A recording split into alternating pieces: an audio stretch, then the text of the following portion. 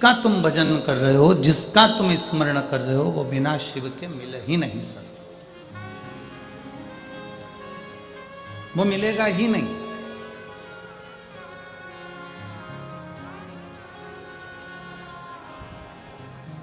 एक प्रैक्टिकल करके देखना अपने जीवन में। आप एक बार ऐसा प्रैक्टिकल करना, एक बार ऐसा प्रयास करना, एक बार ऐसा प्रैक्टिकल कर कर देखना, प्रयास कर कर देखना कि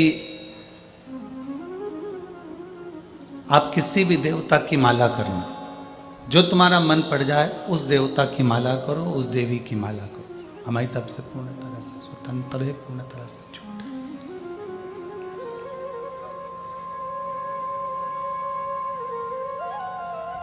आप किसी भी देवता की माला करो, किसी भी देवी की माला करो, एक लोटा जल यदि आप भगवान शंकर को समर्पित कर कर आसन लगाकर माला करने बैठे हो, भगवान को भजने के लिए बैठे हो, शिव को जल चढ़ाकर अगर तुम भगवान का भजन करने बैठे हो, तो निश्चित तुमने जो माला करी है उसका फल तुम्हें 3 से 4 दिन में मिल ही जाता है। अगर शंकर को जल चढ़ाकर तुम माला करने बैठे हो तो।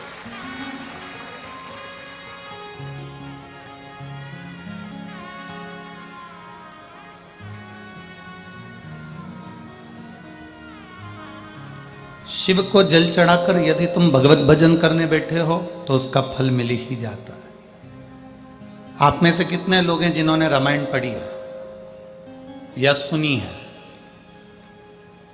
सबने पढ़ी है ना? रखो हाथ। कभी तो पढ़ी होगी, कभी तो सुनी होगी, कभी तो स्मरण किया होगा। अगर आपने रामायण पढ़ी है, सुनी है, देखी है, तो उसमें सबसे पहले जो चरित्र आता है रामचरितमानस में, सारे चरित्र बाद में आते हैं, सबसे पहले चरित्र आता है भगवान शंकर का।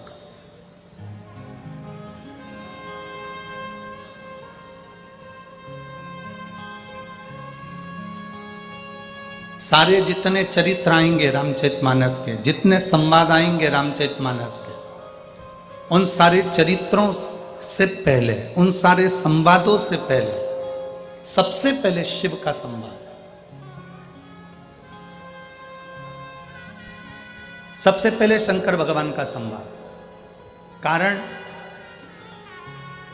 क्यों शिव का संवाद है, क्यों शंकर भगवान का चरित्र है, क्यों शिव भगवान का चरित्र वर्णन किया, उसका केवल एक कारण। भागवत जी भी अगर हम पढ़ते हैं, भागवत जी भी हम सुनते हैं, तो भागवत में सबसे पहले शंकर भगवान का चरित्र आता है। विष्णु पुराण का हम स्मरण करते हैं तो सबसे पहले शिव जी का वर्णन आता है। कुर्म पुराण पढ़ते हैं, आप जितनी पुराणों का स्मरण करोगे उसमें सबसे पहले शंकर भगवान का स्मरण किया गया।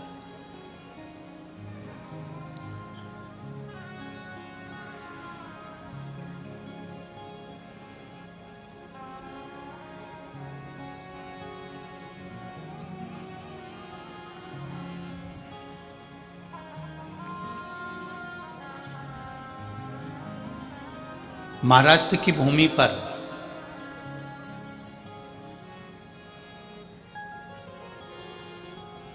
एक शिवजी का मंदिर ऐसा है जिस भूमि पर 2 संत एक साथ बैठकर भगवान शंकर की भक्ति करें।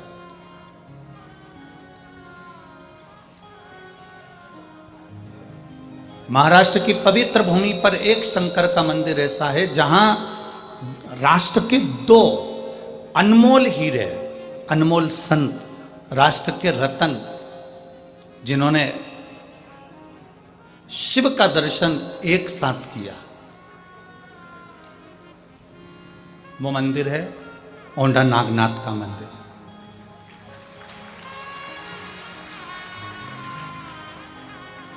औंढा नागनाथ के मंदिर में जब नामदेव जी महाराज भजन करने के लिए अंदर गए और वहां के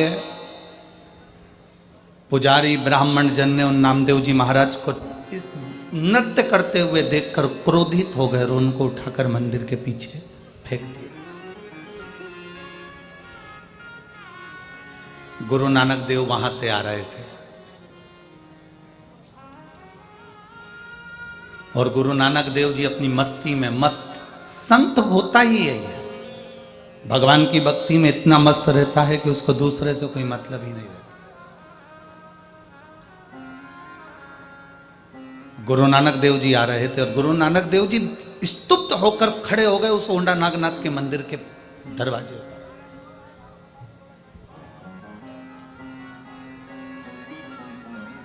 जब गुरु नानक देव जी ने देखा कि नामदेव जी महाराज और मंदिर के पीछे पड़े,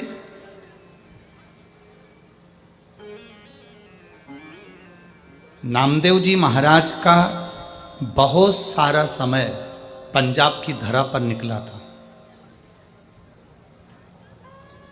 कई शास्त्रों में तो वर्णन मिलता है कि 18 वर्ष तक संत नामदेव जी महाराज पंजाब की धरा पर गुरु नानक देव जी महाराज के सानिध्य में रहे, हमारे शास्त्र वर्णन करते हैं।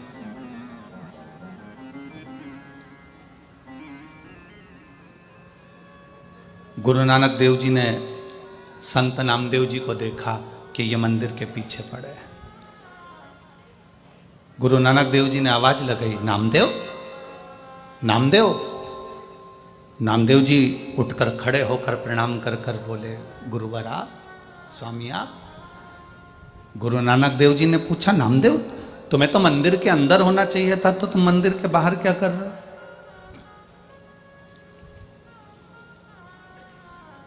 ये मंदिर के बाहर तुम्हारा क्या काम है?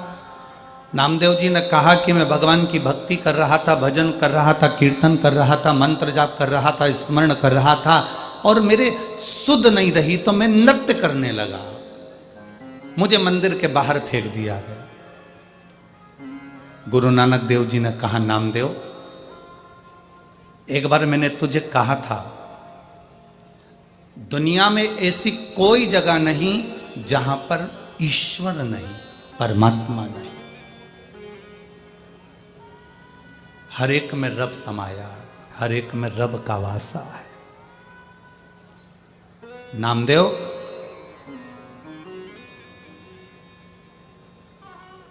अगर तेरी भक्ति प्रबल है, तेरा विश्वास प्रबल है, तेरा भरोसा दृढ़ी है, तो मंदिर का पिछाड़ा अगाड़ी होगा और अगाड़ी पिछाड़ी होगा।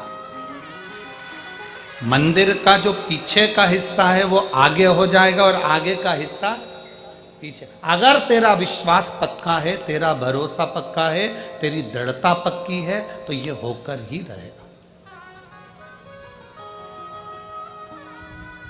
सब कुछ विश्वास कर। ये जायसवाल परिवार में कथा हो रही है। श्री राजकुमार जी जायसवाल इस कथा को लिए हैं।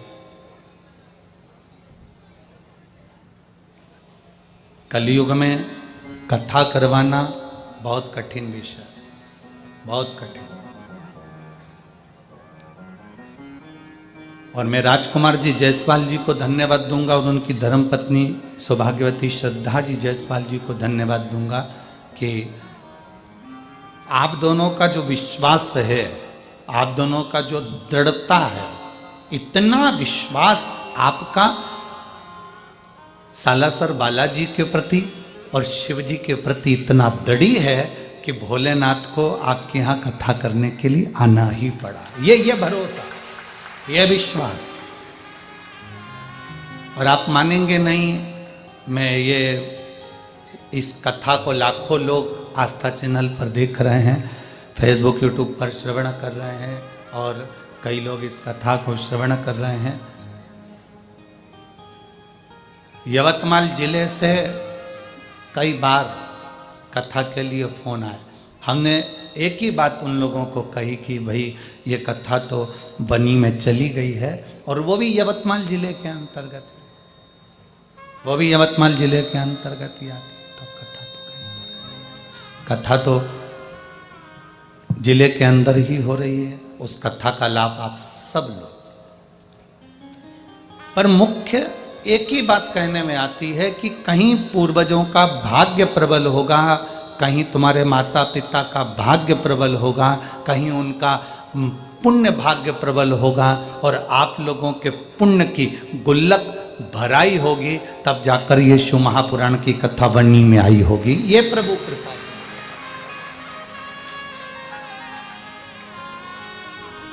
और लाखों की संख्या में पधारे आप सभी भक्तों को भी एक ही बात कहूँगा कि आपके घर में भी ढेरों लोग रहते हैं, ढेरों घर के अंदर लोग निवास करते हैं, पर यदि आप परमात्मा की कथा तक पहुँचे हो, भगवान के भजन तक पहुँचे हो, भगवान की अविरल भक्ति तक पहुँचे हो, तो ये मान कर चलना कि कहीं प्रभु की कृपा हुई होगी, उसकी उदारता हुई होगी, उसकी करुणा हुई होगी, उसकी दया हुई होगी, तो आप इस कथा तक पहुँचे हो। बहुत कठिन है, बहुत कठिन। दुनिया को अपना बनाया जा सकता है, पर अपनों को अपना नहीं बनाया जा सकता। बहुत कठिन है महाराज।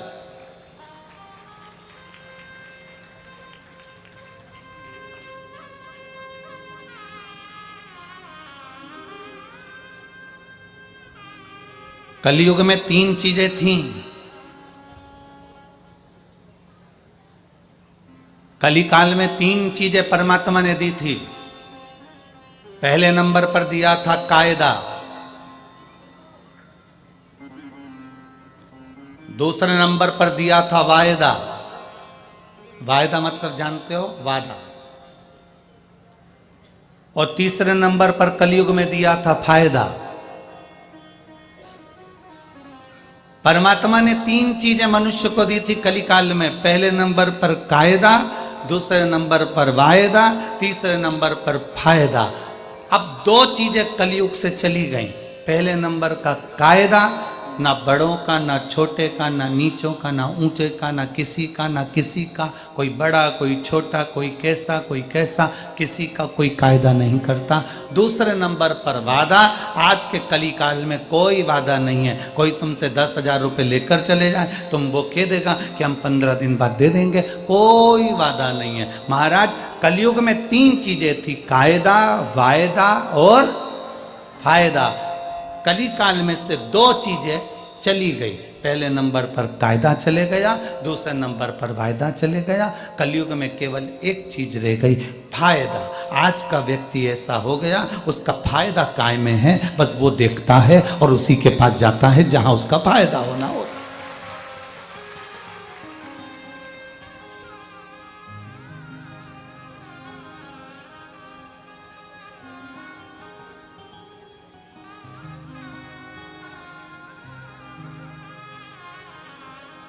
थोड़ा सा कायदा करिए, थोड़ा सा सम्मान करना सीखिए, थोड़ा सा कायदा करना सीखिए, थोड़ा सा आदर करना सीखिए, थोड़ा सत्कार करना सीखिए, थोड़ा सम्मान करना सीखिए। जो वादा किया है उसको निभाने का एक प्रयास करिए। जो वादा आपने किया उसको निभाने का प्रयास करो।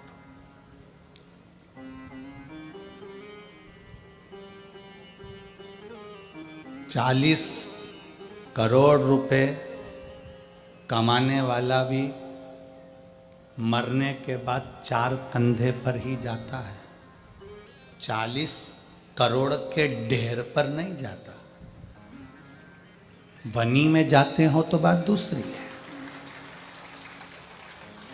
40 करोड़ कमाने वाला भी 4 कंधे पर जाता है। 4 के सिवाय 5वां कंधा नहीं होता। 4 के सिवाय 5वां कंधा नहीं होता।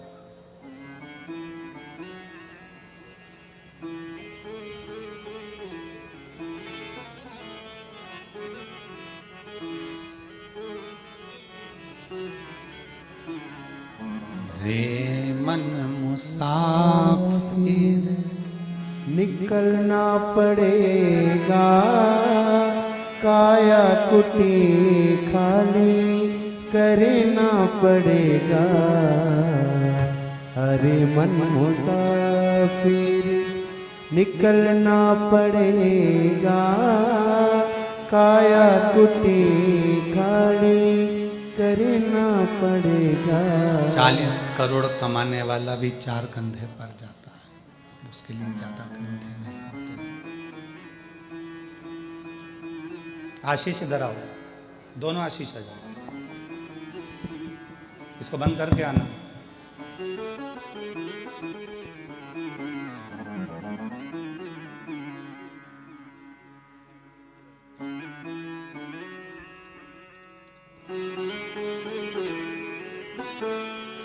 काया कुटनी खाली करना पड़ेगा।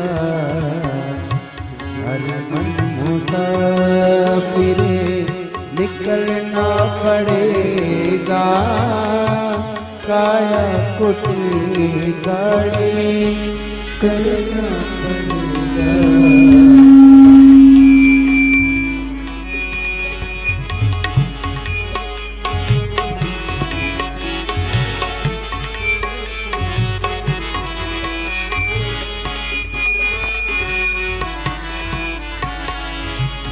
चमड़े के कमरे को तू क्या संभाले।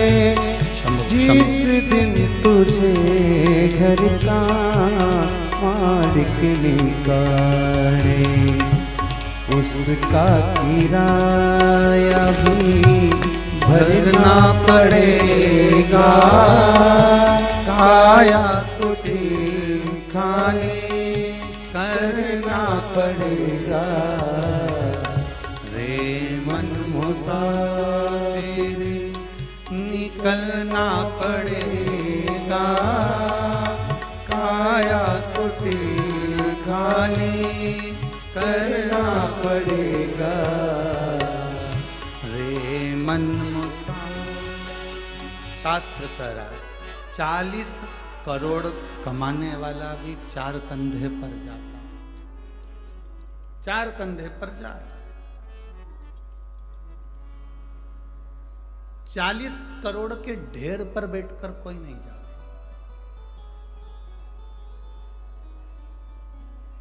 धन जोड़ा आपने, पैसा जोड़ा आपने, व्यापार किया आपने, पर इतना जरूर याद रखना, सब कुछ जोड़ना, उसके साथ में आप अपना व्यवहार जरूर जोड़ना, जो अंत समय तक जाने वाला है। आपका व्यवहार,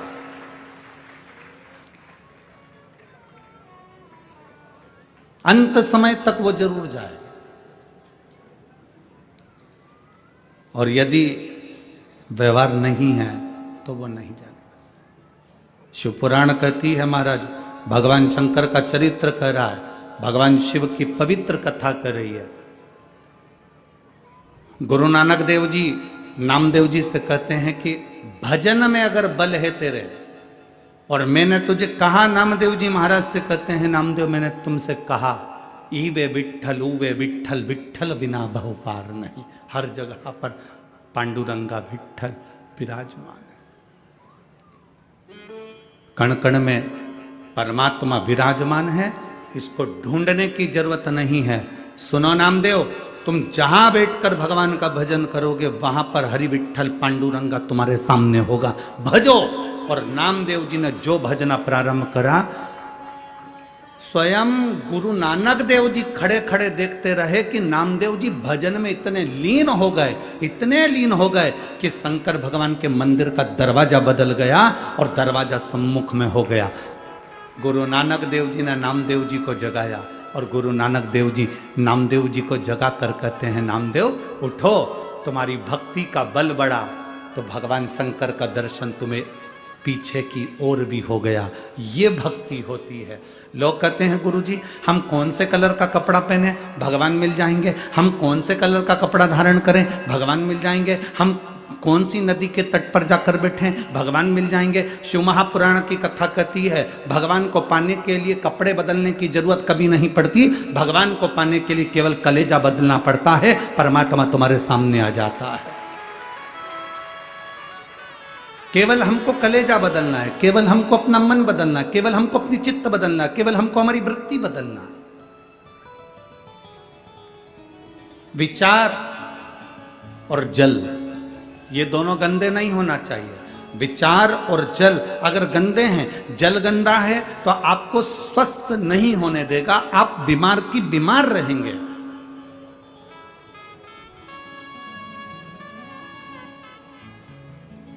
जल गंदा है तो शरीर बीमार कर देगा, शरीर गंदा कर देगा। और अगर विचार गंदे हैं तो वो मन गंदा कर देगा, आपकी सोच गंदी कर देगा। श्रेष्ठता पाइए, श्रेष्ठता। कितना सुंदर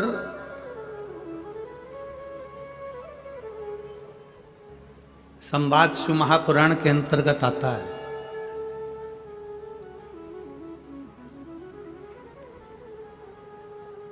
सती मैया का विवाह भगवान शिव जी के साथ में हो रहा है। माता सती भगवान शंकर जी के साथ में ब्याह रही है।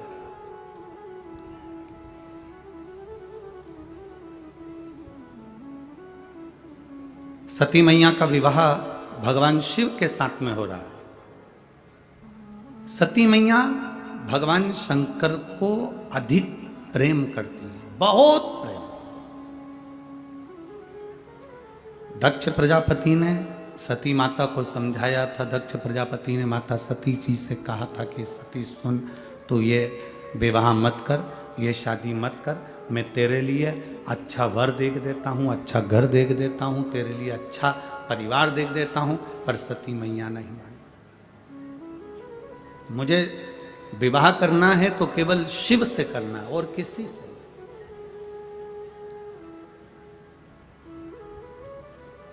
उसके सिवाय मुझे विवाह ही नहीं करना। मैं अगर विवाह करूंगी तो भगवान शंकर से करूंगी, शंकर के सिवा मैं किसी से नहीं करूंगी। एक भरोसा, एक विश्वास, एक दृढ़ता सती ने बना ली। माता सती ने एक दृढ़ता बना ली, एक विश्वास बना लिया, एक भरोसा बना लिया।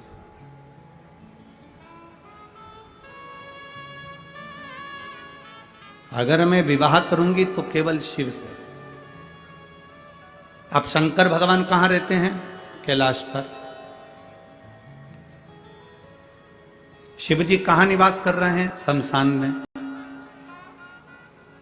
शिव जी कहां रह रहे हैं? पर्वत के ऊपर। सती मैया कहां रह रही है? राजा दक्ष प्रजापति के घर में, जहां करोड़ों की संपदा है, वैभव है, धन है, संपदा है, सत्ता है, सब कुछ है। दक्ष प्रजापति की यहां कोई कमी नहीं।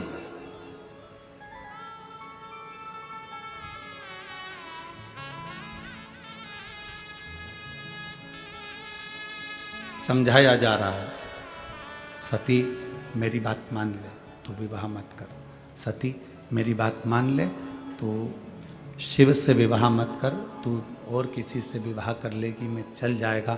कोई धनपति, कोई वैभवपति, कोई सत्तापति, कोई हम ऐसा ढूंढ लेते हैं जिसके साथ में सती तुम विवाह कर लो। सती तुम विवाह कर लो, हम ढूंढ लेते। सती ने सती कहती हैं मैं विवाह करूंगी तो केवल देवाधिदेव महादेव से करूंगी, इसके सिवाय विवाह नहीं करूंगी। दक्ष प्रजापति ने भगवान शंकर को बुलाकर एक बात बड़ी सुंदर कही, और एक एक लड़के की बुद्धि में ये बात बैठना चाहिए जो शंकर भगवान ने दक्ष प्रजापति से कही। पहले दक्ष की बात सुन लेना, उसके बाद शंकर जी की बात सुन लेना। विवाह करने वाला लड़का, विवाह करने वाला वर, उसके मुख पर शिव महापुराण का यह संवाद अब उसकी जिह्वा पर होना चाहिए।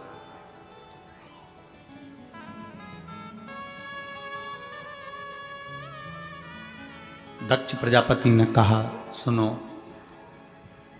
शिव, मेरी बेटी सती का विवाह तुम्हारे साथ में हो रहा है। मेरी बेटी सती का विवाह मैं तुम्हारे साथ में कर रहा हूं, और मेरी बेटी सती का विवाह मैं तुम्हारे साथ में कर रहा हूं, जिसने अपने परिवार में राजसी ठाट देखा, वैभव देखा, सत्ता देखी, धन देखा, संपदा देखी। अब मेरी बेटी तुम्हारे साथ में विवाह करना चाहती है। तुम कैलाश पर रहते हो, शमशान में रहते हो, तुम्हारे पास में ऐसा धन, वैभव, संपदा कुछ भी नहीं है। मेरा मन करता है कि तुम जो मांगोगे मैं अपनी बेटी के कन्यादान में वो दे दूंगा। थोड़ा ध्यान देना वनी वालों, बहुत सावधानी से कथा सुनना। और जितने लोग आस्था चैनल पर कथा सुन रहे हैं, फेसबुक यूट्यूब पर कथा सुन रहे हैं, बड़े ध्यान से सुनो। शिव हे भोलेनाथ शंभु, कन्यादान में तुम जो मांगोगे मैं तुम्हें वो दे दूं।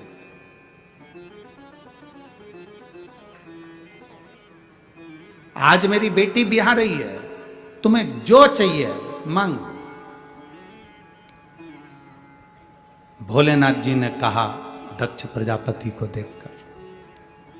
दक्ष प्रजापति को जब देखा तो देखकर भगवान शिव ने, भगवान शंकर ने, ओगरदानी ने, त्रिकालदर्शी ने, कैलाशी ने, अविनाशी भगवान शिव ने देखा। और भगवान शंकर ने देखते ही दक्ष प्रजापति के हाथ जोड़ते हुए, क्योंकि ये सती के पिता हैं, मेरे ससुर हैं, सती के पिता हैं, मेरे ससुर हैं, तो हाथ जोड़ते जोड़ते उन्होंने निवेदन किया, हाथ जोड़कर निवेदन करा दक्ष प्रजापति से, ससुर जी, पिताजी, मैं आपकी बेटी की मांग में जो सिंदूर भरूंगा, बस वो सिंदूर भरी हुई बेटी मुझे कन्यादान में दे देना, और वही इतना वर जरूर देना कि सिंदूर जो उसकी मांग में भरा गया है, वो सिंदूर मांग में भरी हुई बेटी आज डोली में बैठ रही है, और ये वर देना कि वो मांग में सिंदूर भरी हुई बेटी एक दिन अंतिम समय पर अर्थी में परिलेटी, उसके मांग में सिंदूर भरा हो, बिना सिंदूर के वो अर्थी पर भी ना लेटे।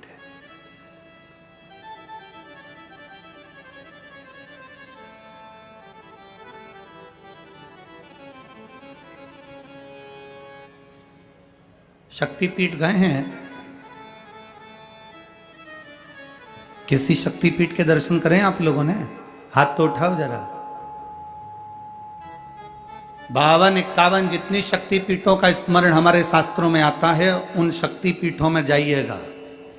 उन शक्तिपीठों में माता पार्वती का स्थान नहीं है, उन शक्तिपीठों में माता सती का स्थान है, क्योंकि माता सती के प्राण छूट गए थे, शिवजी ने उनको कंधे पर धारण कर लिया था। भगवान विष्णु ने सुदर्शन चक्र भेजकर माता सती के शरीर के टुकड़े टुकड़े कर दिए थे। जितने टुकड़े होकर पृथ्वी पर गिरे वो सब शक्तिपीठ के रूप में निर्मित हो गए। और वहां आज भी माता सती के जहां अंग गिरे हैं, उन शक्तिपीठ पर आज भी तुम चुनड़ी चढ़ाओ ना चढ़ाओ, चूड़ी चढ़ाओ ना चढ़ाओ, उन शक्तिपीठ पर तुम हलवा पूड़ी चढ़ाओ ना चढ़ाओ, पर उन शक्तिपीठ का प्रमाण होता है कि उन पर आज भी सिंदूर और कुंकू जरूर चढ़ता है। उन शक्तिपीठ का निर्माण का सुख ही यही है।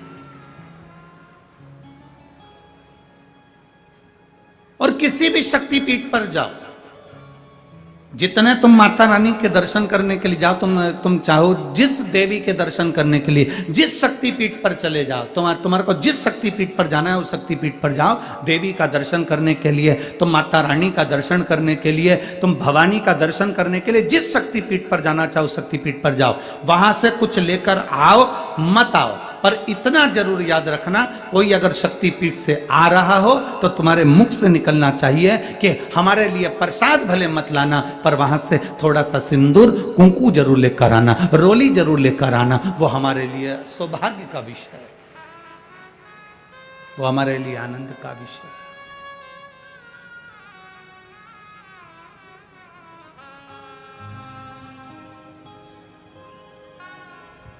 महाराज, शिव, मेरी बेटी सती तुम्हारे साथ में ब्याह रही है। शिव, मेरी बेटी सती का विवाह तुम्हारे साथ में हो रहा है। मेरी बेटी सती तुम्हारे साथ में ब्याह रही है। मेरी बेटी सती का विवाह तुम्हारे साथ में हो रहा है। और मांग लो, तुमको कन्यादान में अगर कुछ देना हो तो आप बोलो, हम आपको वो दे देते हैं। भोलेनाथ मना कर। क्यों मना करा? कार वाली बहू लेकर आओगे तो वो तुमको गैस पे रोटी सेक के नहीं देगी, तुम्हें सेक देगी।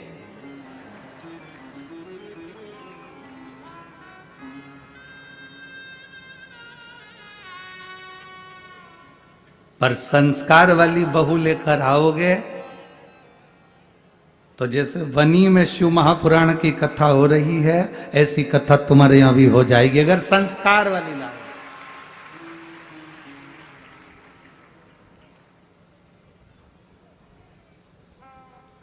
आज के जमाने में शादी नहीं होती, समझौता होता है। आज के जमाने में विवाह नहीं है, आज के जमाने में खरीदारी है। रिश्ता जहां होता है वहां पहले बात हो जाती है, 10 लाख का, 15 लाख का, 20 लाख का, और माँ बाप भी धन्य हैं जो खरीद भी लेते हैं, क्योंकि इनकी आदत में है। बेटी छोटी थी तो उसके लिए 10 रुपए की उनने टॉफी खरीदी। बेटी बड़ी हो गई, 10,000 की साइकिल खरीदी। बेटी और बड़ी हो गई तो 2-5 लाख की गाड़ी खरीद ली, 2-5 लाख रुपए की गाड़ी। बेटी और बड़ी हो गई तो उन्होंने सोचा अब क्या खरीदें, तो उन्होंने कहा लड़की की शादी करना है तो दूल्हा खरीद लो।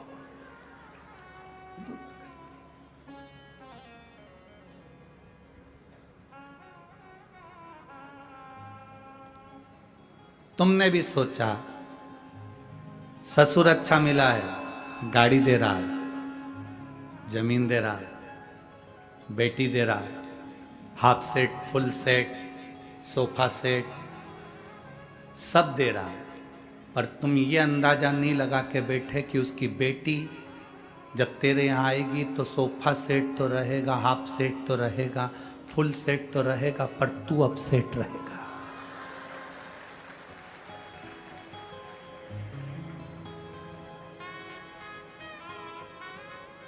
तुमने ये अंदाजा नहीं लगाया कि तेरा क्या होगा कालिया। तुमने तो धन देख लिया, संपदा देख ली, सत्ता देख ली ना। बहुत ध्यान देना शिव महापुराण की कथा पर। अगर तुम्हारी बेटी संस्कारित है, तुम्हारी बेटी में संस्कार हैं, तो करोड़ों का धन मत देखना, बेटी के लिए वर देखना, लड़का नहीं वर देखना। अगर तुम्हारी बेटी संस्कारवान है तो ये निश्चित है तुम्हारे पास में धन नहीं भी होगा ना तो वो घर को करोड़पति तो एक दिन बना ही देगी। अगर उसका दिल हृदय बड़ा है तो वो घर में संपदा लेकर आएगी। पर हम होड़ में लगे हैं। हमारा घर जितना बड़ा है ना, हमारे यहां पर 4 पेट्रोल पंप हैं तो कम से कम 2-3 पेट्रोल पंप का मालिक लड़का मिलना चाहिए। हमारा बंगला जितना बड़ा है उससे दुगना बड़ा बंगला लड़के का होना चाहिए। हमारी बेटी के अनुसार रामचरितमानस कहती है सीता जी 4 वर्ष की अवस्था में धनुष बाण उठाकर चढ़ा देती थी, तो जनक जी ने यह संकल्प ले लिया था कि सीता का विवाह उसी के साथ करूंगा जो धनुष को उठाकर चढ़ा देगा। अर्थात यह हमारी सोच होना चाहिए कि बेटी तुम्हारी जितनी विद्वान है, बेटी तुम्हारी जितनी समझदार है, उससे दुगना समझदार उसका वर होना चाहिए, धन नहीं।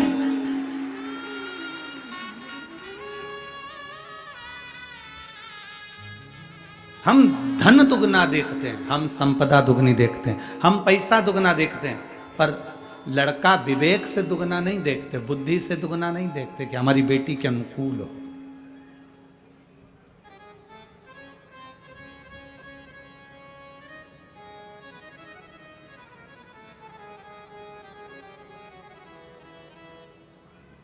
खूब दिया, खूब। ओ बेटी ससुराल में रहियो तू चांद बन के। तुम भी बोलो एक बार, बेटी ससुराल में रहियो तू चांद बन के। हीरा और पन्ना की दुख दुकान बन के, हीरा और पन्ना की दुकान बन के, बेटी ससुराल में रही हो तू चांद बन के। हमारे यहाँ बेटी की जब विदाई होती थी तो माताएं घर से कहकर भेजती थी, क्या लाइन बोलती थी? ओ बेटी ससुराल में रही हो तू, बोलो रे बनी वालो, चांद। कौन सी दुकान? जम के बोलो जरा। हीरा और पन्ना की दुकान बन के, हीरा और पन्ना की दुकान बन के। इस लाइन में पान की दुकान नहीं बोली, क्योंकि पान की दुकान चारों तरफ से खुली होती है और सुनार की दुकान, हीरे पन्ने की दुकान चारों तरफ से बंद होती है। इसलिए बेटी हीरा और पन्ना की दुकान बन के, बेटी ससुराल में रही हो तू चांद बन के। पान की दुकान की तरह नहीं,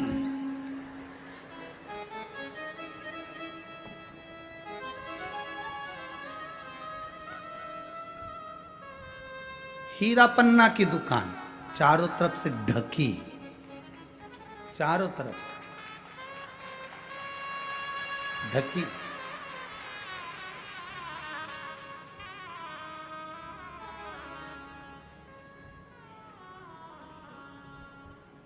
एक लाइन और बड़ी सुंदर है इस गीत में। सास ससुर जो पहले जागे, तू पहले जग जइयो।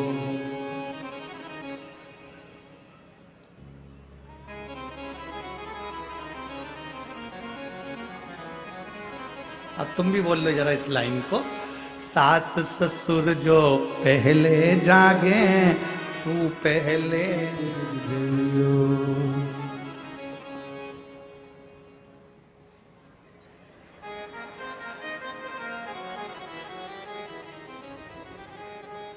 आज की पहले जग जाए, ये जब जागती है जब बच्चों को स्कूल पहुंचाना हो उसके आधे घंटे पहले, और जो गरजना चालू होती, उठ जा।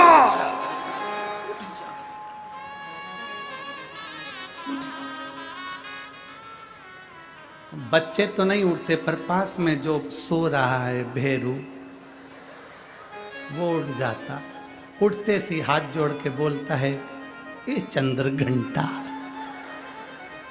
ए कुष्मांडा, कात्यायनी, कालरात्रि, हे काली खप्पर वाली, आज क्या हो गया जो तू इतनी गरज रही है? तुम तो सोते रहो, बच्चों को जगा दो। मैं आई अब भी, और गई रसोई घर में 4-6 बर्तन फेंका फाकी करी। इतने में बेचारी सास जग कर बोली, बेटा एक काम कर, तू बच्चों को तैयार कर ले, मैं टिफिन बना दूंगी। वो तो चाहती यही थी कि डोकरी उठे, वो चाहिए रही थी कि उठे।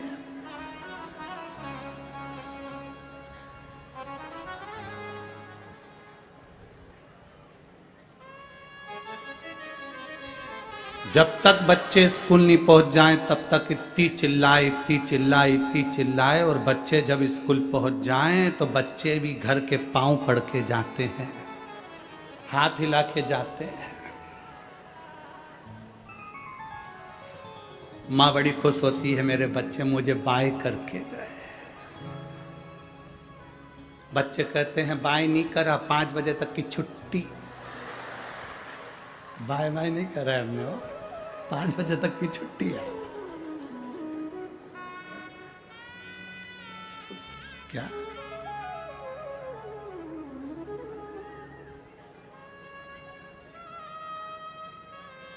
कितना कितना वर्णन है महाराज, कितना। फिर इस लाइन में एक लाइन और कही गई, सास ससुर जो भोजन करिए नित नित भोजन पहियो। अगर घर के बड़े भोजन कर रहे हैं तो पहले उनको भोजन कराओ, उसके बाद स्वयं भोजन ग्रहण करो। पर हमारे यहाँ पर सिखाकर भेजा जाता है, जितना बन सके उतना काम करना। भूख लगे नीचे से बना के अपने कमरे में ले जाके चढ़ जाओ।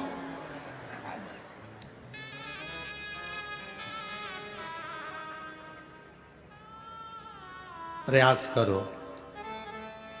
कोई घर में भूखा तो नहीं है, प्रयास करो। कोई घर में भूखा तो नहीं है, भोजन कराओ समय की अवस्था के अनुसार। हमारे ब्राह्मण भैया राजकुमार जी जायसवाल जी के यहाँ पर मंडल बना रहे थे, पूजन के जो मंडल होते हैं वो मंडल बना रहे थे। तो उनकी धर्मपत्नी वो श्रद्धा जी बाई वो ब्राह्मणों से बोली, पंडित जी मंडल बाद में बनाना, पहले भोजन करके आओ। उन्होंने कहा नहीं, हम पहले मंडल बना देते हैं पूजन के, फिर हम भोजन कर लेंगे। नहीं, पहले भोजन करो उसके बाद मंडल बनाओ। जाओ जरा, हम पहले मंडल बना लेते हैं। नहीं, पहले भोजन करो फिर मंडल। फिर किसी ने पूछा, माता जी आप हमें भोजन करने का बोल रही हो, हम मंडल बना लेते हैं। नहीं, तुम लोग भोजन नहीं करो जब तक हम भोजन कैसे कर लें, इसलिए पहले तुम भोजन कर लो उसके बाद हम भोजन कर लें। ये संस्कार है, ये संस्कार होना चाहिए। घर के बड़े, घर के बुजुर्ग, घर के मेहमान, घर के अतिथि, घर के सम्मानीय व्यक्ति आपके घर में हैं तो पहला भोजन उनका होना चाहिए, पहला आदर उनका होना चाहिए, पहला सत्कार उनका होना चाहिए। घर के बड़ों के आगे, माता पिता के आगे, गुरुजन के आगे और परमात्मा के आगे जब हम शीश झुकाते हैं उसका फल मिलता जरूर। एक पत्र है देखिए,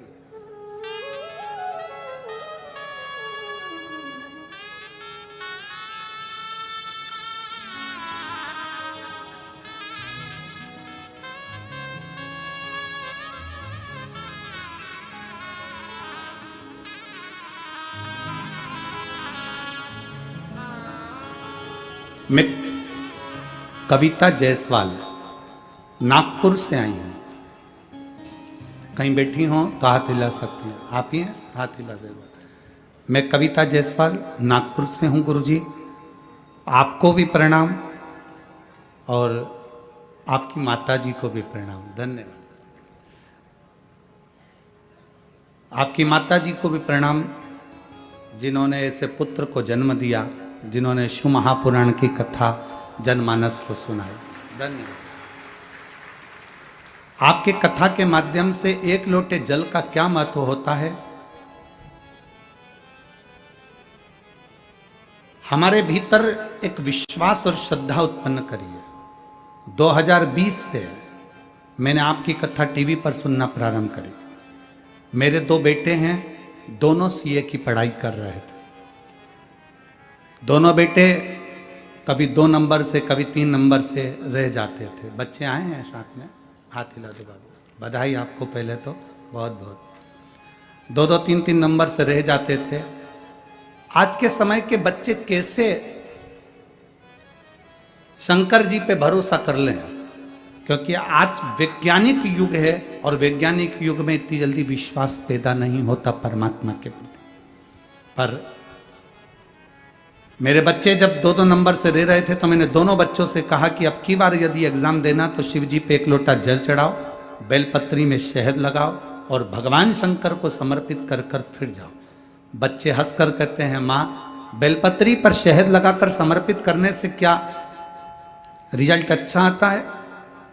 मैंने अपने बच्चों से कहा, सियोर वाले महाराज कहते हैं दिल से पढ़ाई करो, डट के पढ़ो, जितनी तुम्हारी कैपेसिटी है उससे ज्यादा पढ़ो और भगवान शंकर पर भरोसा कर कर फिर जाओ। मेरे बेटों ने कहना माना, जल चढ़ाया, और आज मैं बाबा को धन्यवाद देना चाहती हूँ, मेरे दोनों बेटे अच्छे नंबर से सीए में पास हो गए। मैं बाबा को धन्यवाद देने के लिए बहुत बहुत बधाई आपको बाबू, शिव तत्व प्राप्त हो। गुरुदेव, मैं हमेशा सोचती थी सीहोर कहाँ जा पाऊंगी, कब जा पाऊंगी, पर मेरे पशुपति नाथ व्रत का फल मिल गया, जो आप हमारे यहाँ शिव महापुराण की कथा करने के लिए पधारे, उसकी साधु बात था। और मेरे दोनों बच्चे आज बाबा की कृपा से सिलेक्ट हुए हैं। बहुत बहुत साधुवाद बाबूजी, आपको बहुत धन्यवाद। बैठिए। शिव तत्व इसी को कहते हैं, औघड़ी शंकर इसी को कहते हैं। और तेरी कृपा बिना ना हिले एक भी अणु, लेते हैं श्वास तेरी कृपा से तनु तनु। आप शिव पर जितना भरोसा करोगे, जितना विश्वास दृढ़ करोगे, वो उतना शिव आपके करीब में, आपके नजदीक। लोग कहते हैं गुरुजी, क्या शंकर भगवान की कथा सुनने से या शंकर जी पर एक लोटा जल समर्पित करने से क्या हमारा कार्य हो सकता है? मानो तो मैं गंगा माँ हूं और ना मानो तो बहता पानी। आप मानो तो ये गंगा जल है, ना मानो तो बहता हुआ पानी है। आप मानो तो शिव महापुराण जगत की झोली भरने वाली है, और ना मानो तो केवल एक पुराण है, केवल एक पुराण। एक पत्र और है,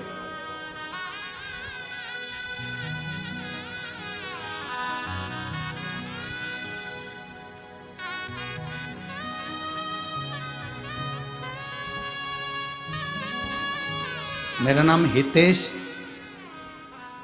तरेकर है, गांव का नाम दाखा, जिला यवतमाल। मेरा मोबाइल नंबर ये है। कहीं बैठे हैं क्या? कहीं बैठे हो तो हाथ हिलाइएगा। आप ही हैं? ऐसा हाथ हिला दो एक बार, वापिस हाथ हिलाओ एक बार। मेरा नाम हितेश तारेकर है, गांव का नाम दाखा, जिला यवतमाल। मेरा मोबाइल नंबर ये है। एक लोटे जल का मैं क्या वर्णन करूं गुरुदेव। जो लोग पत्र पढ़ते हो तो वो एलईडी पर या आस्था चैनल पर हमारे साथ में इस पत्र को साथ में पढ़ भी सकते हैं। मेरा नाम हितेश तारेकर है, गांव का नाम दाखा, जिला यवतमाल। मेरा मोबाइल नंबर ये है। मैं एक लोटे जल का बेलपत्र का क्या वर्णन करूं गुरुदेव। मेरे पैर के घुटने में गठान हो गई थी। वो गठान 1.5 साल हो गए थे। डॉक्टर ने कहा था इसका ऑपरेशन होगा, और ऑपरेशन कर कर गठान निकाली जाएगी और जांच के लिए जाएगी। गुरुदेव, आज के समय में अगर गठान हो जाती है तो बड़ा भय लगता है, डर लगता है कि ना जाने कौन सी बीमारी हो गई, क्या करा जाए। और डॉक्टर ने कहा इस गठान को निकाल कर जांच के लिए भेजना पड़ेगा। तब मेरे पड़ोसी के कहने पर मैंने पहली बार आपकी शिव महापुराण की कथा सुनी और शंकर भगवान पे चढ़े हुए बेलपत्र को खाना प्रारंभ करा। जल चढ़ाता, बेलपत्र लाता, मेरी गठान गलना प्रारंभ नहीं हुई गुरुदेव। फिर आपने एक कथा में कहा था कि बेलपत्री के पीछे का हिस्सा नोक तोड़कर, पीछे की जो डांट होती है, डंडी होती है, उसको तोड़कर शिव जी की अशोक सुंदरी वाली जगह पर स्पर्श करो।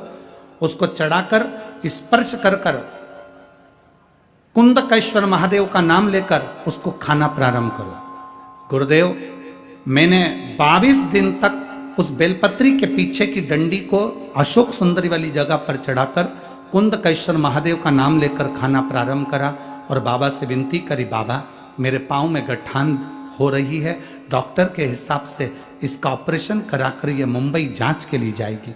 बाबा ऐसी कुछ कृपा करो कि यह गठान गल जाए।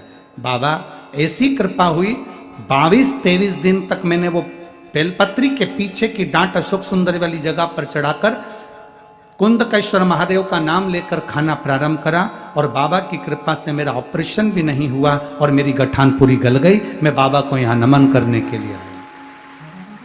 अब ठीक है बाबू, हाथ हिला दो एक बार। हर हर महादेव। बैठिए। श्री शिवाय नमस्ते।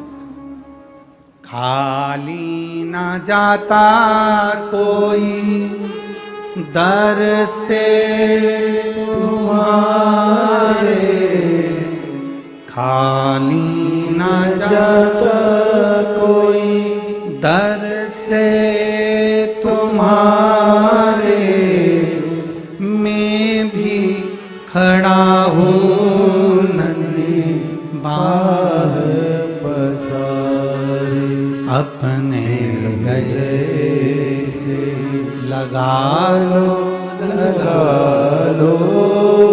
गिरा जा रहा हो, उठा लो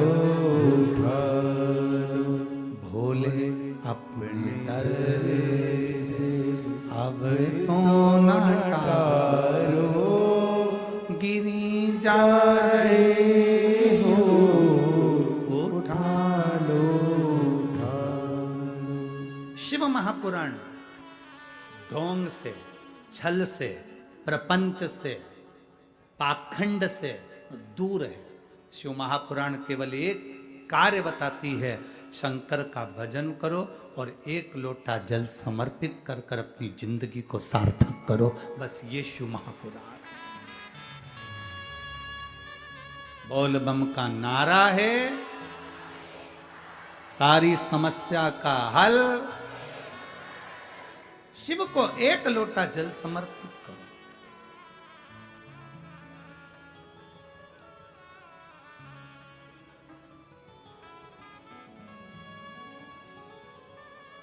आपके भीतर का भरोसा जागृत करो, अपने भीतर का भरोसा।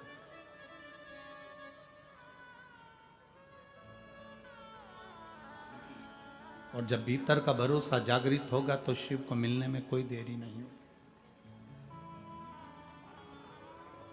कई लोग कहते हैं गुरुजी हम शंकर भगवान को कैसे भजें, हमारे हृदय में शिव तत्व हम कैसे जागृत करें।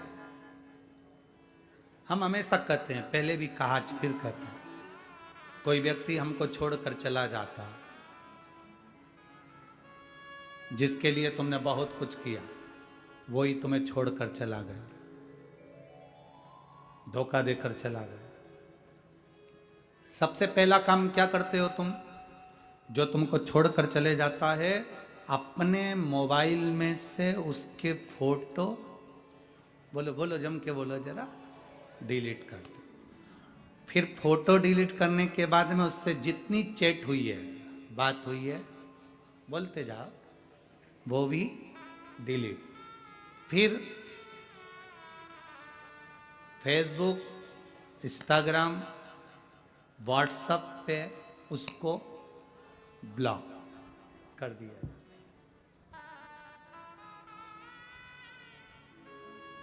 फोटो हटा दिए, चैट हटा दी, ब्लॉक कर दिया। पर ईमानदारी से बोलो, तुमने उसको जितनी बार साथ दिया, वो साथ दिया तुमने, तो तुम्हें वो 2-4 महीने में, 6 महीने में तुम्हें याद आएगा कि नहीं आएगा कि मैंने इसका इतना साथ दिया और फिर भी इसने दुख कर दिया। ब्लॉक मोबाइल से कर सकते हो, फोटो हटा सकते हो, चैटिंग हटा सकते हो, सब कुछ कर सकते हो, पर दिल में रह कर आता है कि मैंने इतना करा था और इसने मेरा साथ नहीं दिया। कितना ही हटा लो, पर दिल में वो बात रह जाती है। उसी तरह शिव महापुराण की कथा कहती है, दुनिया के लोग कितना भी कह ले, हम मंदिर नहीं जाते, हम भगवान से कोई मतलब नहीं रखते, हमें शंकर जी से कोई मतलब नहीं, हमें एक लोटे जल से कोई मतलब नहीं, हम शंकर जी को नहीं मानते, ये सब ढोंग है, प्रपंच है, छल है, छिद्र है, सब इस तरह का व्यवहार करते रहते हैं। पर शिव महापुराण की कथा कहती है, तुम कितनी भी चैटिंग हटा लो, फोटो हटा लो, चाहे ब्लॉक कर दो, पर महादेव ने जब पृथ्वी पर जन्म दिया तो इसमें सिम फिट कर कर भेजा है, वो तुम्हारे दिल में रहता ही है, वो तुम्हारे भीतर है, वो परमात्मा प्रकट है तुम्हारे भीतर। बस तुम जब उसको पुकारते हो, दिल से पुकार लेते हो, वो तुम्हारे सामने आ जाता है। श्री शिवाय नमस्तु। तुमने दिल से पुकारा, वो तुम्हारे सामने आ गया।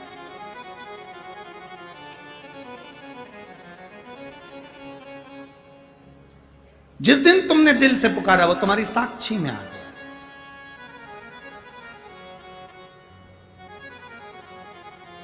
एक प्रसंग आता है,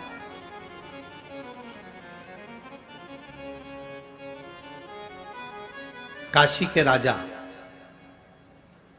दिवोदास, काशी के राजा का नाम था दिवोदास, जिनकी धर्म पत्नी का नाम था अनंग मोहिनी।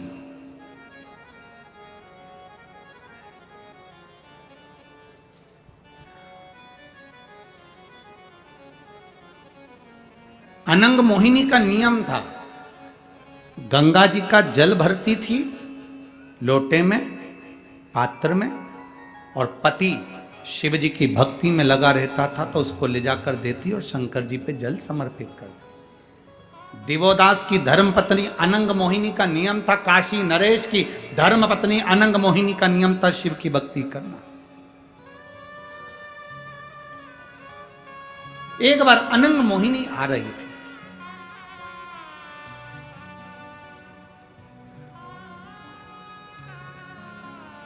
कई लोग कहते हैं गुरुजी आप ये जल चढ़ाने का बोलते हो, शंकर जी को जल लाने का बोलते हो कि जल लाया करो, उसका आचमन करा करो, उस जल को लेकर आया करो, शिव जी पे चढ़े हुए जल का छींटा अपने घर के दरवाजे पर अपने घर में जरूर दिया करो। वो जल इतना कीमती क्यों है, वो जल की इतनी कीमत क्यों है? आप में से कितनी माताएं जो शंकर जी को चढ़ाए हुए जल को लेकर आती है? जरा हाथ तो उठाओ। लाते हो सब लोग? लाना चाहिए, रखो। उस कथा के स्मरण को जरा श्रवण करिए कि कथा स्कंद पुराण का ये चरित्र वर्णन कर रहा है। स्कंद पुराण को अगर आप पढ़ेंगे तो स्कंद पुराण के काशी खंड को पढ़िएगा। स्कंद पुराण के काशी खंड का यदि आप पढ़ेंगे तो उसमें वर्णन मिलेगा कि दिवोदास की धर्मपत्नी अनंग मोहिनी शंकर भगवान को चढ़ाने के लिए जल लेकर आती है, गंगा जी का जल लेकर चलती है, और गंगा जी का जल लेती हुई जब चली तो उसने क्या देखा कि कुछ दूरी पर एक बुजुर्ग माता पिता बूढ़े से बैठे हैं और वो कांख रहे हैं, वो चिल्ला रहे हैं।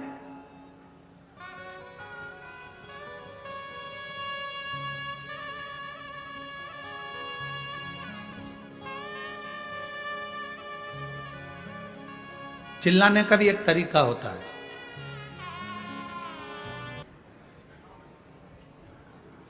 दिवोदास की धर्म पत्नी अनंग मोहिनी, काशी नरेश की धर्म पत्नी अनंग मोहिनी, और वो अनंग मोहिनी निकल कर जा रही थी। एक बुजुर्ग वृद्ध माता पिता बैठे थे, बूढ़े हैं, कांप रहे हैं, चिल्ला रहे हैं।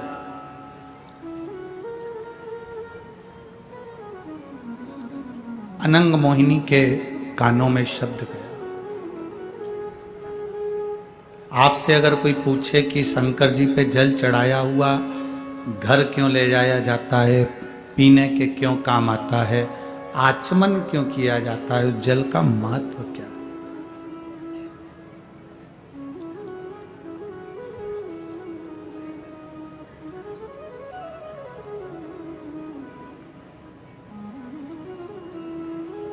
किसी किसी के घर में, किसी किसी शिव मंदिर में, थोड़ा ध्यान देंगे, किसी किसी के घर में ऐसी जो जलाधारी होती है ना, ये जलाधारी नीचे का हिस्सा समझना जरा अच्छे से, जलाधारी होती है, शिवलिंग अलग से होता है। किसी किसी के यहाँ ऐसा होता है, किसी किसी के यहाँ इस जलाधारी में ही शंकर भगवान एकदम फिट होते हैं। जलाधारी के साथ में शिवलिंग फिट होता है। और किसी किसी की यहाँ पर जलाधारी होती है तो शिवलिंग उठ जाता है, रख दिया जाता है, साफ कर कर वापिस शिवलिंग को रख दिया जाता है, या स्नान कराया जाता है तो शिवलिंग रखा जाता है। अब कई लोगों के मन में एक प्रश्न आ जाता है कि गुरुजी हमारे यहाँ जो शिवलिंग है, हमारे यहाँ जो शिवपिंडी है, हमारे यहाँ जो शंकर जी की पूजन करते हैं उसमें जलाधारी अलग है, शिवलिंग अलग है, तो क्या मंदिर में भी कई मंदिरों में ऐसा होता है कि जलाधारी होती है, शिवलिंग अलग से होता है, स्नान कराओ, पूजन करो, आराधना करो, नीचे उसमें जल भर जाता है, दही दूध भर जाता है, तो लोग उसे साफ कर देते हैं। इसका महत्व क्या है?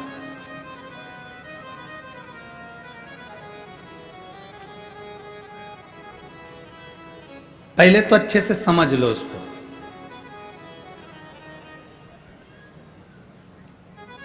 चाहे तुम्हारे घर में पूरा शिवलिंग बना बनाया हो वो भी श्रेष्ठ है, चाहे तुम्हारे मंदिर में घर में जलाधारी अलग हो और शिवलिंग अलग से रखा हुआ हो वो भी श्रेष्ठ है। बस अंतर एक है, केवल एक अंतर उसमें भारी है। कौन सा अंतर भारी है?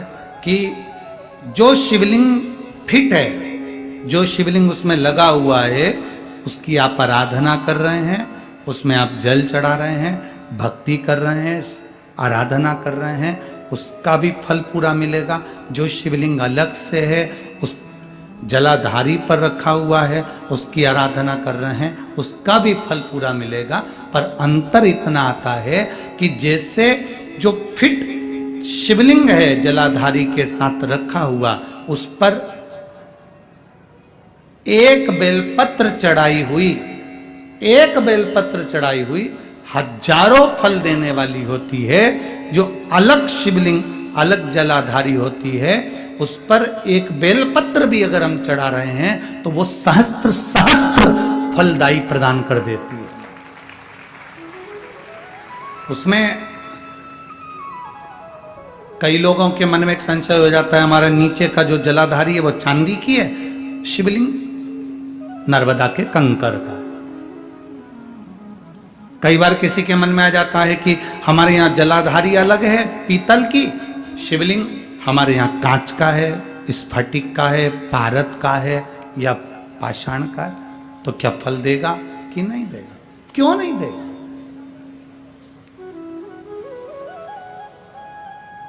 अब आपसे पूछते हैं, गंगा जी के जल को गंगाली जानते हैं आप लोग? ये सब गंगा भर के लाते हैं ना, वो पेक रहती है, उसमें सील लगी रहती है, होती है, क्या बोलते हैं इसको यहाँ पर? यहाँ क्या बोलते हैं हमको स्मरण नहीं, हमारे उधर तो गंगाली कहते हैं उसको, जिसमें गंगा जी का जल भरा रहता है, ढक्कन लगा रहता है और उसको पेक रहती है, उसको हमारे यहाँ गंगाली कहते हैं। तो गंगा जी के जल को चाहे तुम गंगाली में रख लो और गंगा जी के जल को चाहे तुम पानी के लोटे में रख लो, जल बदलेगा क्या? क्या कहलाएगा वो? गंगा का जल ही कहलाएगा। उसी तरह शिवलिंग चाहे फिट वाला हो, चाहे वैसे ही आप आराधना करने वाले हो, उसका फल समाप्त नहीं होता, वो फल देता ही है। आप कितना सुंदर वर्णन करा। एक बार बाले ने गुरु नानक देव जी से प्रश्न किया,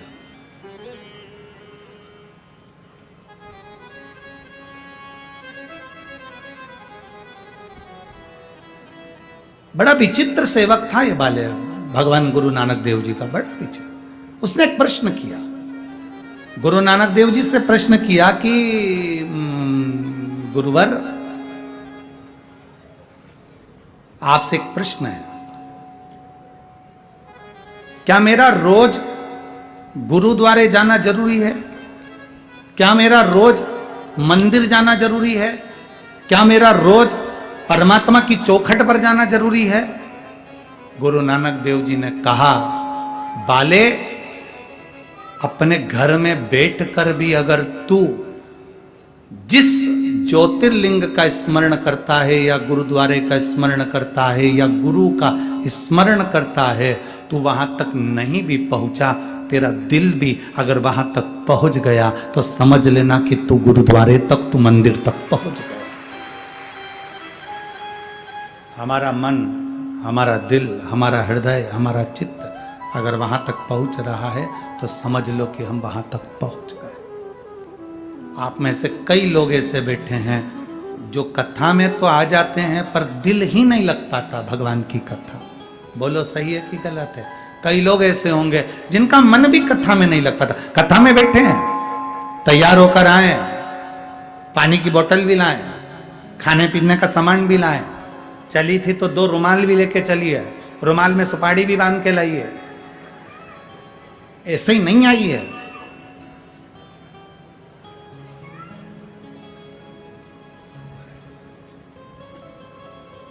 दिल भी तो लगना चाहिए, मन भी तो लगना चाहिए। जहां मन परमात्मा से लग जाता है फिर परमात्मा हमसे दूर नहीं रहता, हम परमात्मा के करीब में पहुंच जाते हैं और परमात्मा हमारे करीब में आ जाता है। हमारा मन परमात्मा से। एक पत्र है, देखिए।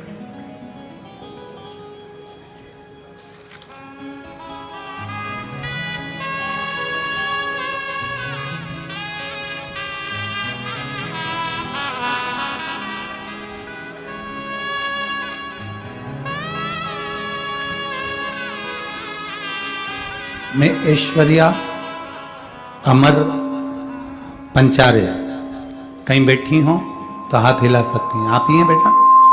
एक बार ऐसे हाथ हिला दो। मैं ऐश्वर्या अमर पंचारे,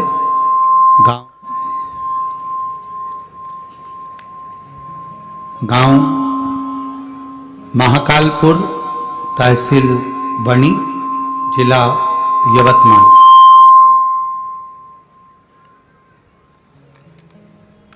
गांव महाकालपुर, तहसील वणी, जिला यवतमाल। मोबाइल नंबर मेरा ये है।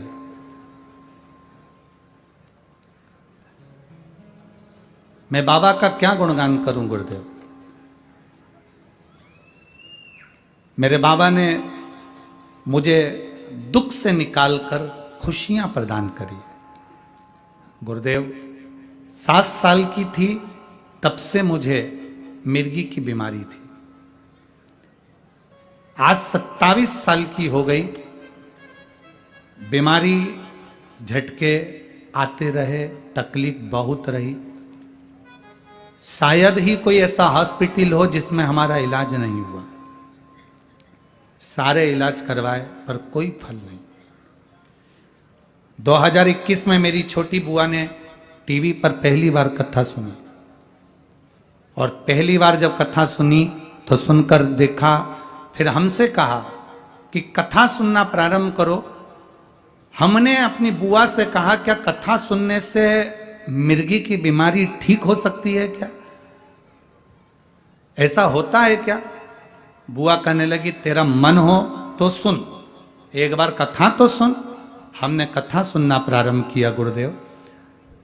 कोई ऐसा हॉस्पिटल नहीं बचा था 27 साल में जिसमें इलाज नहीं करवाया हो इस मिर्गी की बीमारी का। कथा सुनने पर आपने कथा में कहा कि 1 लोटा जल शिव जी को चढ़ाना प्रारंभ करो, बाबा का गुणगान करना प्रारंभ करो, श्री शिवाय नमस्तुभ्यम बोलना प्रारंभ करो। हम बाबा का वही मंत्र का जाप करने लगे, शिव जी को जल चढ़ाने लगे। आपकी कथा में इतना मन लग गया कि टीवी खोलते तो आपकी कथा ही देखते। आपने एक कथा में फुलेरा दूज का एक उपाय बता दिया, और फुलेरा दूज में आपने कहा था हरतालिका तीज के दिन, हरतालिका तीज फुलेरा दूज का उपाय बताया, जो कि शिवरात्रि के बाद में जो फुलेरा दूज का स्मरण आप करते हैं, सीहोर में जो अनुष्ठान करते हैं रुद्राक्ष उत्सव, उसमें वो फुलेरा दूज पड़ती है। उसी फुलेरा दूज में आपने मिर्गी का एक उपाय बताया। उस मिर्गी का उपाय हमने फुलेरा दूज के दिन करना प्रारंभ करा। साल में 1 बार फुलेरा दूज आती है गुरुदेव, और वही उपाय आपने जैसा बताया था वैसा ही हमने करा, और करने के बाद बाबा पे चढ़ा हुआ जल पीना प्रारंभ करा और फुलेरा दूज का वो उपाय करा। आज बाबा को मैं धन्यवाद देने के लिए बैठी हूँ। पूरा 1 साल हो गया गुरुदेव, मेरे को कोई झटका नहीं आया और मेरी मिर्गी की बीमारी ठीक हो गई। मैं बाबा को यहाँ धन्यवाद देने के लिए आई हूँ। गुरुदेव शिव शिव है, बाबा बाबा है। गुरुदेव बाबा से बस यही प्रार्थना है कि जो दिल से पंडाल में बैठकर मांगता है, बाबा उसको दिल से छप्पर फाड़कर देता है। ये बाबा की कृपा है। गुरुदेव, बाबा बाबा है और वो जगत का पिता है। मैं पंडाल में हूँ, बाबा को नमन करती हूँ, आपसे केवल एक बेलपत्री की चाह करती हूँ। आजा, ले जा, आजा, आजा, ले जा। एक बेलपत्री की चाह करती हूँ, बस बाबा से यही प्रार्थना।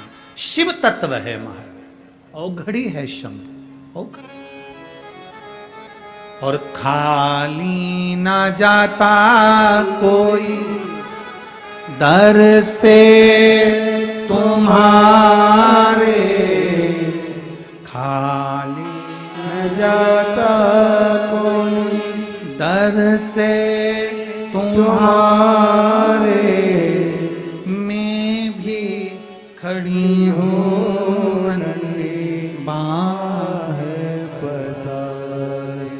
अपने गए से लगा लो, लगा लो, गिरा जा रहा हूँ, उठा लो, उठा लो, भोले अपने दर से अब तो न टारो, गिरी जा रही हूँ, उठा लो, उठा लो। शिव तत्व है, शंभु औघड़ी है, दयालु है, त्रिकालदर्शी है, कैलाशी है, अविनाशी है।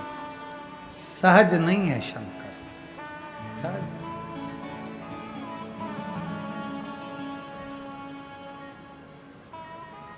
हमने पहले भी कथा में कहा, यदि आपने दिल से एक बार कथा को सुन लिया, आपने दिल से अगर भगवान शंकर की पवित्र कथा को अपने भीतर धारण कर लिया, आपने दिल से भगवान शंकर की पवित्र कथा को अपने भीतर उतार लिया, तो यह निश्चित है, दिल से सुना है तो वो दिल से देता जरूर।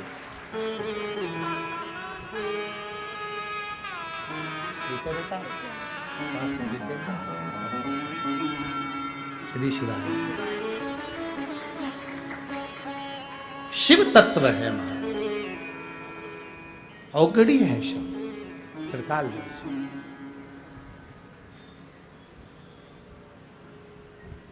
बैठे जरूर हो कथा के पंडाल में,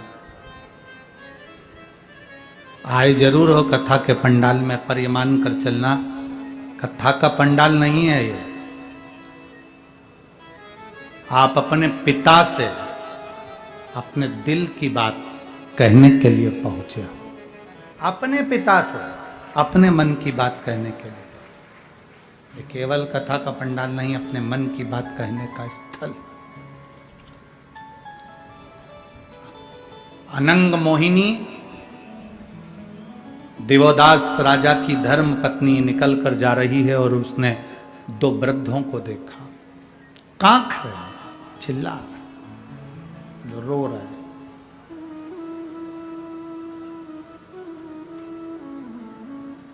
कांख रहे, रो रहे, चिल्ला रहे।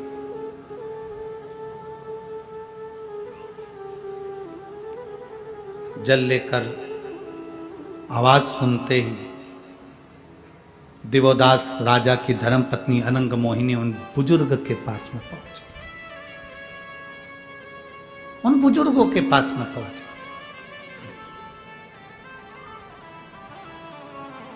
बाबा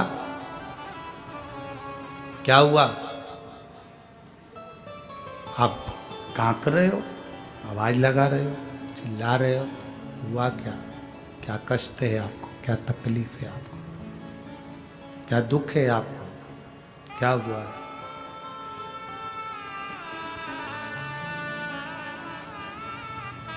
क्या कष्ट है? क्या तकलीफ है? क्या दुख है?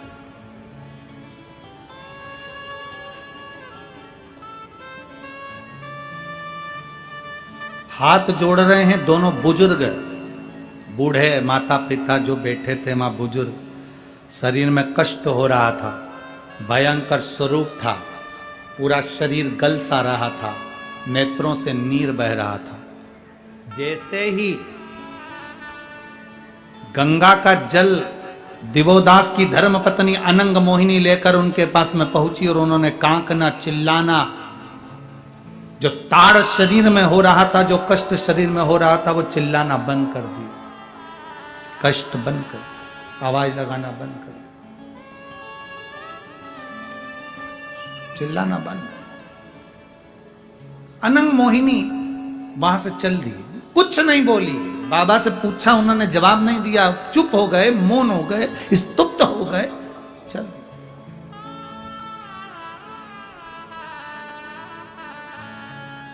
कितना सुंदर कहा है महाराज, कितना सुंदर। इतनी देर से वो दोनों चिल्ला रहे थे, इतनी देर से वो दोनों चिल्ला रहे हैं, आवाज लगा रहे हैं, कांप रहे हैं, कांप रहे हैं, चिल्ला रहे हैं, आवाज लगा रहे हैं।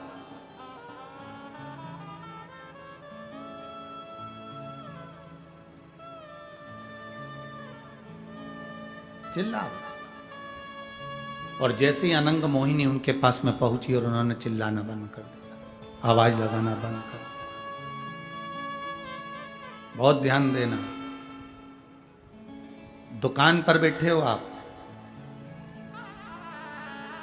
शिव जी के मंदिर में नहीं जा पाए, आपकी दुकान के सामने से कोई एक लोटा जल लेकर अगर शंकर जी के मंदिर जा रहा हो, मात्र उसका दर्शन कर कर भी अगर आपके मुख से श्री शिवाय नमस्तुभ्यम निकल जाए तो समझ लेना कि आधा पाप आपका समाप्त हो गया, आधा दुख आपका समाप्त हो गया। एक पत्र है, देखिए,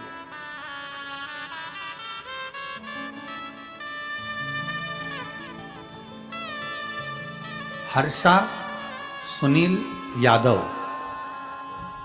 पंडोली चंद्रपुर, मेरा मोबाइल नंबर ये है। कहीं बैठी हैं हर्षा जी? हर्षा सुनील यादव, पंडोली चंद्रपुर, मोबाइल नंबर ये है। कहीं बैठी हैं? हाथ हिलाइए। हाँ ठीक है, दिख गए, ऐसा हाथ हिला दो एक बार। गुरुदेव, मेरी आंख के अंदर एक गठान हो गई थी, सारे दवाखानों का ट्रीटमेंट कराया, नागपुर मुंबई तक इलाज कराया, परंतु वो गठान बढ़ रही थी, कम नहीं हो रही थी। डॉक्टर के हिसाब से उसका ऑपरेशन होना था। गठान को निकालकर, क्योंकि वो गठान फैलती जा रही थी, इसलिए उसका ऑपरेशन होना, उसको निकालकर जांच के लिए भेजना जरूरी था। आपने एक बार कथा में कहा था, जिंदगी में जब तकलीफ आए शिव को जरूर याद करो।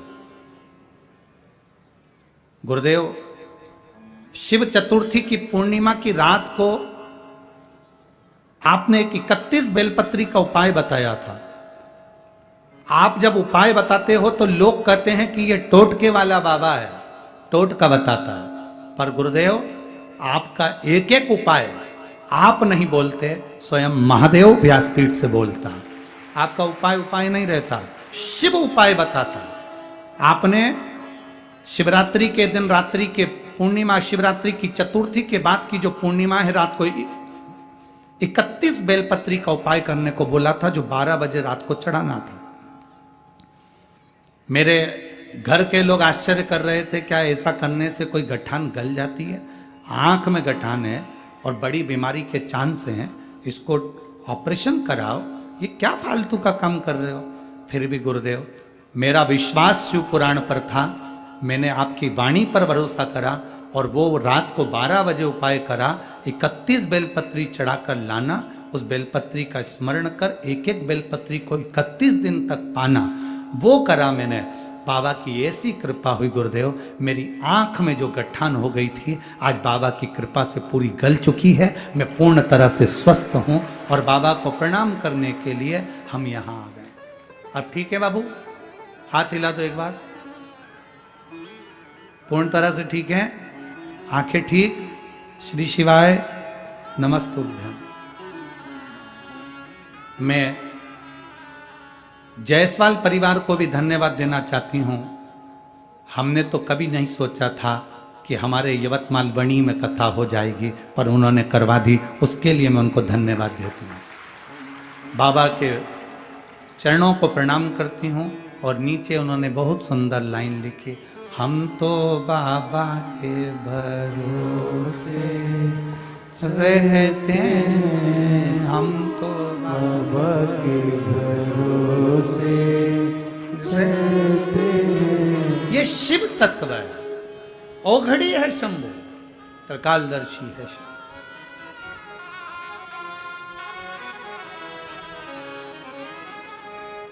आपने उसको पुकारा, आपने उसको भजा, आपने उसको स्मरण किया, वो तुम्हारे सम्मुख में आकर खड़ा हो गया। शिव मंदिर तक नहीं जा पा रहे हैं, शंकर जी को एक लोटा जल नहीं चढ़ा पा रहे हैं, शिव जी के मंदिर तक नहीं पहुंच पा रहे हैं। कोई जल का लोटा लेकर भी अगर शंकर के मंदिर जा रहा है और आप अपनी दुकान पर काम में लगे हैं, केवल वो लोटा भरकर शिव के मंदिर जा रहा है, उसको देखकर भी श्री शिवाय नमस्तुभ्यम अगर तुम बोल लेते हो तो तुम्हारी जिंदगी के आधे दुख, आधे कष्ट समाप्त हो जाते हैं, आधे दुख मिट जाते हैं।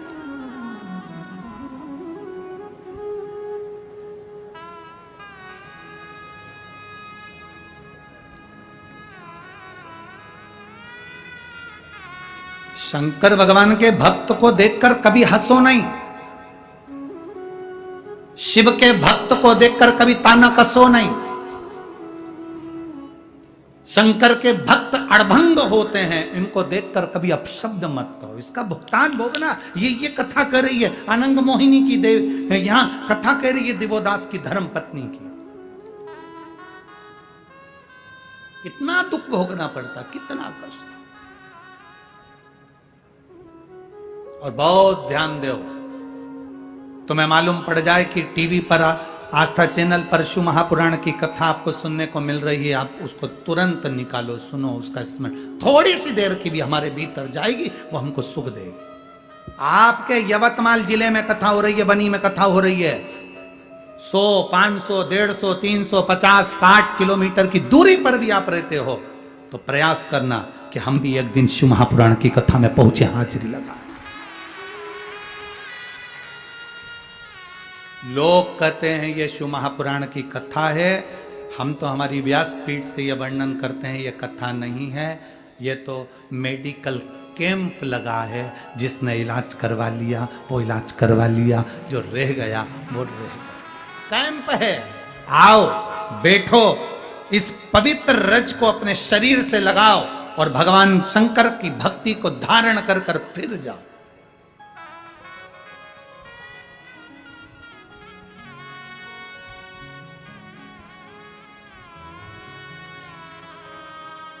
भगवान की अविरल भक्ति को धारण करो, अविरल भक्ति।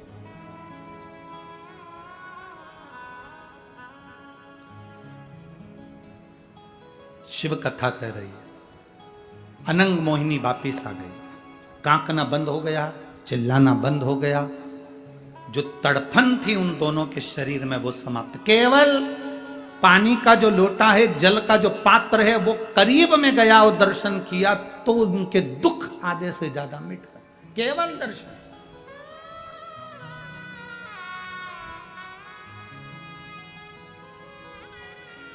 श्री शिवाय नमस्तुभ्यं, श्री शिवाय नमस्तुभ्यं,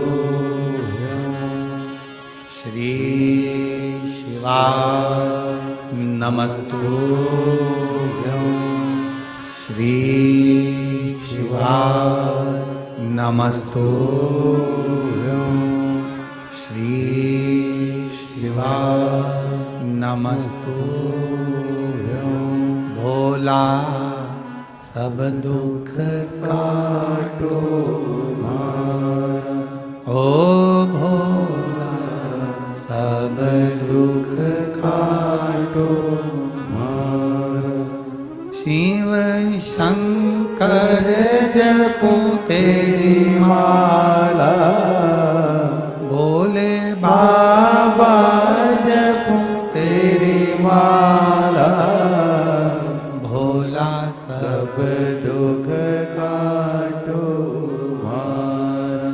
ओ भोला सब दुख काटो मारा।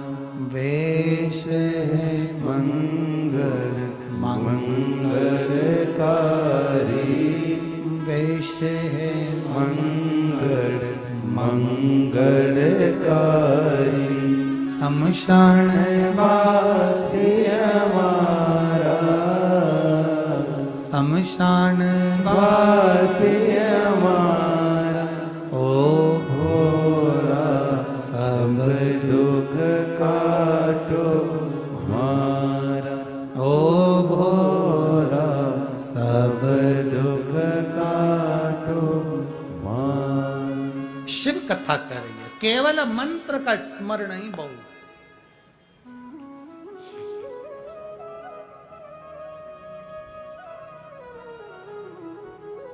लोग कहते हैं गुरुजी बहुत दुखी हैं, बहुत समस्या, बहुत दुख भारी है।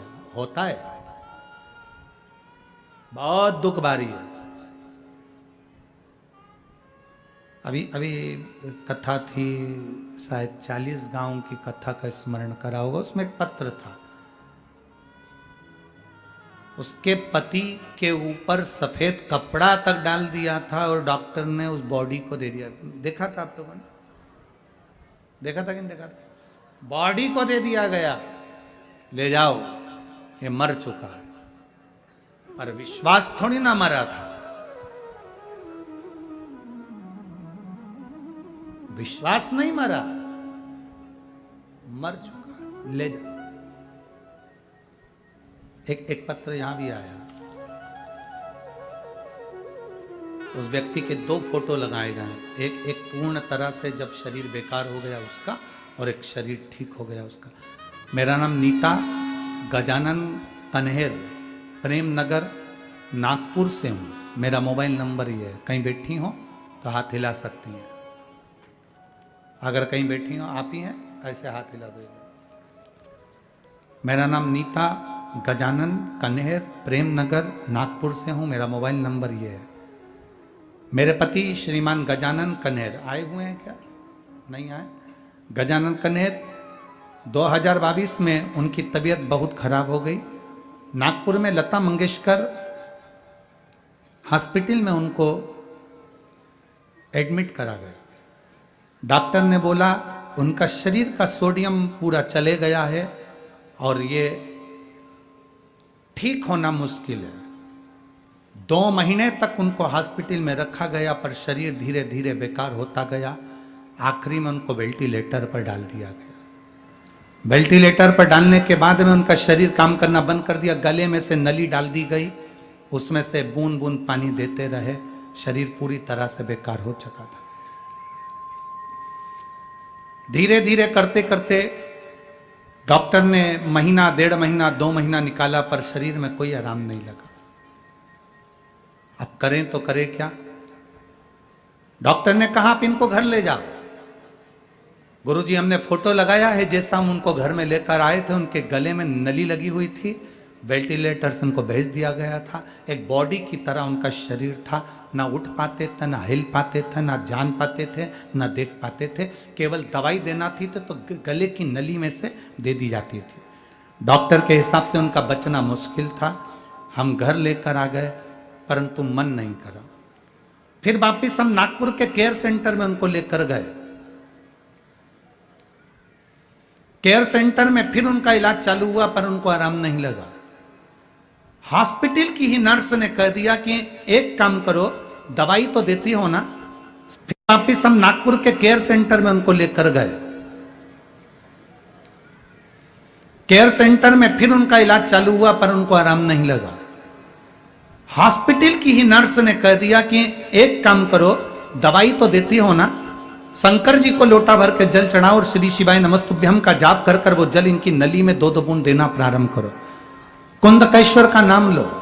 सिस्टर के कहने पर हम पहली बार शंकर जी के मंदिर में जल चढ़ाकर जल लाए और वो दवाई के साथ उनको नली से देना प्रारंभ करा।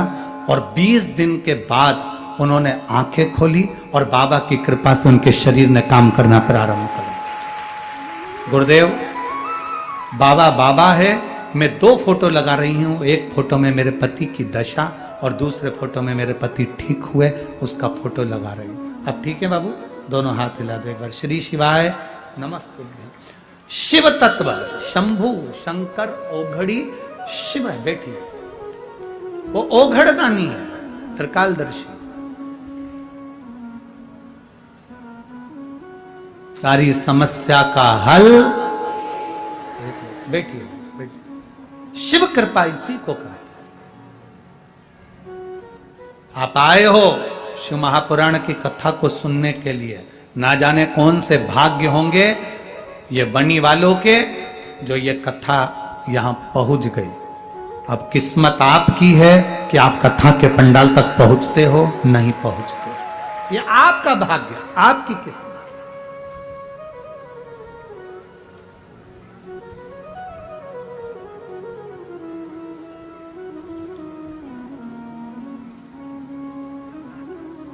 कथा कर रही है, अनंग मोहिनी जल लेकर पहुंची। जल लेकर अनंग मोहिनी पहुंचती है। पति शिव जी की आराधना कर रहा था। शंभो शरणे मांगू घड़ी रे घड़ी, दुख काटो दया करी, दर्शन आपो। अति सेवा कर रहा था, शिव जी की जल समर्पित कर रहा था। पत्नी अनंग मोहिनी जल लेकर पहुंच गई। पति ने पूछा जल लाने में बड़ी देरी हो। अनंग मोहिनी ये जल लाने में बड़ी देरी हो गई आपको। अनंग मोहिनी ने कहा कि मैं जल लेकर आ रही थी तो बुजुर्ग कांक रहे थे, चिल्ला रहे थे, उनके पास पहुंची तो उन्होंने आवाज लगाना बंद कर दिया, वहीं से जल ला रही हूं। अच्छा, बहुत शरीर में कष्ट था, देखकर दुखी हो। तुमने कुछ किया नहीं? नहीं। दिवोदास ने कहा, दिवोदास राजा ने कहा ये जल शिव जी को चढ़ाओ, इस जल को तुम पात्र में झेलो और इस जल को मेरे साथ लेकर चलो, अपन उस पर जल का छींटा देंगे। लोग कहते हैं गुरुजी आप कहां से लेकर आते हो? क्या शंकर पे चढ़ा हुआ जल लेकर आना, छींटना, पीना, आचमन करना, ये सब कहां से लाए हो? हम कहते हैं स्कंद पुराण का काशी खंड पढ़ो, और स्कंद पुराण के काशी खंड को पढ़ोगे तो उसमें मिलेगा कि शिवजी पे चढ़े हुए जल का आचमन और शिवजी पे चढ़े हुए जल का अपने ऊपर छींटना या किसी व्यक्ति पर छींटना, उसका फल कितना है, उसका लाभ कितना। चल लेकर जल चढ़ाया, लेकर दिवोदास अपनी धर्म पत्नी अनंग मोहिनी के साथ पहुंचे, और जो पहुंचते से ही दिवोदास ने उन दोनों का जो स्वरूप देखा, देखते से ही अपनी धर्म पत्नी से कहा अनंग मोहिनी तुम इन्हें जानती हो, ये कौन है? अनंग मोहिनी ने कहा मैं नहीं जानती ये कौन। दिवोदास शंकर का उपासक था, शिव की